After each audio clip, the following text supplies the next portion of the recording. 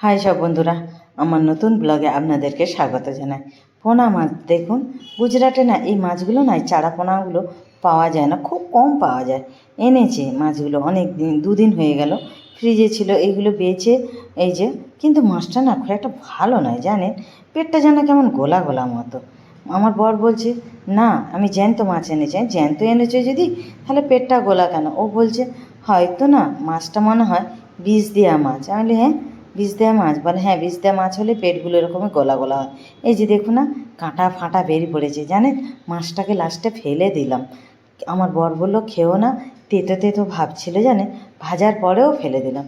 হ্যাঁ, 500-র ওপরে মাছটা ছিল, কিন্তু ওই মাছের ডিমটা আছে, আর এই যে চুনো মাছ আছে, চুনো মাছ দিই, আর একটু ডাল সেদ্ধ করছি, আর ঢেঁড়স চচ্চড়ি করছি, ওই দিয়েই ভাত খাবো।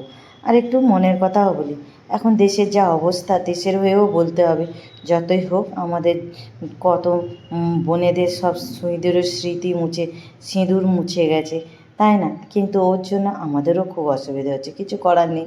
আমার এই ঘরটা যেন ব্যাংকওয়ালা না ঠিক মতো টাইমে সাকসেসই করছে না। আজ নয়, আসলে ওনাদেরও দোষ নয়। ওনারা ভাবছে আজ নয় কাল ঠিক হয়ে গেলে ব্যাংকের পরিস্থিতি, কাজ ঠিক করছে, ব্যাংকের কাজ হচ্ছে না যে তা না, কিন্তু সেরকম ধিমি গতিতে চলছে। মানে হচ্ছে তো হবে এখন, চলছে তো চলবে এখন, এইরকম হচ্ছে। আজ 3 মাস হয়ে গেল জানেন, মনটা খারাপ হয়ে যাচ্ছে, আর ভালো লাগছে না। কতদিন এরকম করে থাকবো? তো যাই হোক, সব কিছু ভালো, কিন্তু যতই বিপদ আপদ আসুক, কিন্তু আমাদের মানুষের জীবনের এই পেটটা কিন্তু শুনবে না। সে যতই বিপদ আসুক, যাই হোক, লড়াই হোক আর যাই, খিদে পেলে পেটে বাবা ভোজন দিতেই হবে। পেট শুনবে না, পেটের জন্য তো খাবার দিতেই হবে, তাই না বন্ধুরা? যতই যাই হোক, যতক্ষণ বেঁচে আছো যোগান দিতেই হবে। আর গরমও বিশাল পড়েছে, কি বলবো বন্ধুরা, বিশাল গরম পড়েছে। তা ওই জন্য আমি ভাবছি একটু রান্না করতে করতে নিজের মনের কথাও বলে ফেললাম। আসলে যতক্ষণ না এই ঘরটাও হচ্ছে না, আমরা টেনশানেও আছি, একটু প্রেশারও দিচ্ছে ওদিক থেকে যাদের ঘর। কি আর বলবো, দেখি ভগবানের কাছে প্রার্থনা তো করছি, আর আপনারাও একটু আশীর্বাদ করুন যেন সব ঠিক হয়ে যায়।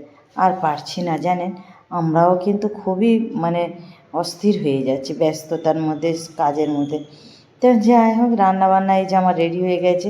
2 দিন ভাত খাইনি জানেন।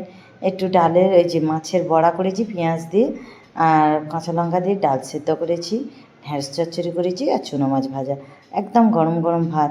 2 দিন ঠিক মতো খাইনি, আজকের একটু রান্না করে দুপুরবেলা খেতে বসেছি, এখন তাই 3:30 বাজে। তা যাই হোক, আজকের ব্লগটা এই পর্যন্ত।